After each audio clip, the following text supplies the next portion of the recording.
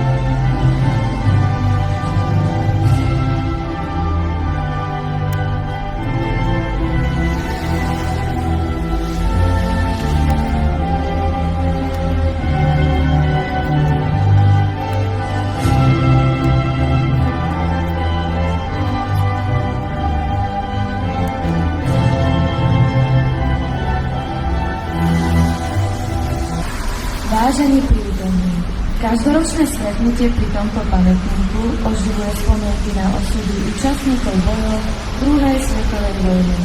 Brániť účastníky bojov zomrel už dnes medzi nami.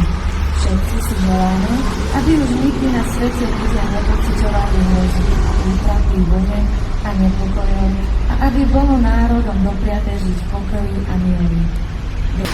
Vážení hostia, dámy a páni, milí spoluobčania. Dnes si pripomíname významný deň v dejinách nášho mesta. 13. február 1945, deň, keď bola Detva oslobodená od fašistickej okupácie. Tento dátum nepredstavuje len vojenskú udalosť, ale predovšetkým návrat slobody a nádeje. Nebola to však sloboda zadarmo. Bola vybojovaná odvahou vojakov, partizánov a obyvateľov, ktorí mnohokrát riskovali za cenu vlastného života. Mnohí miestni obyvateľia pomáhali partizánom, ukrývali prenasledovaných a stáli na strane humanity aj v časoch, keď to znamenalo veľké nebezpečenstvo. Nech je tento deň pripomienkou, že mier nie je samozrejmosť a že aj malé mesto pod Polanou dokázalo veľké činy odvahy. Dnešný príhovor by som chcel ukončiť myšlienkou Edmunda Burkeho, a to je: jediné, čo je potrebné na víťazstvo zla, je, aby slušní ľudia neurobili nič. Príjmite odo mňa vďaku za vašu prítomnosť na dnešnej pietnej spomienke, prejavenie úcty a tikej spomienky padlým hrdinom a osloboditeľom nášho mesta. Ďakujem.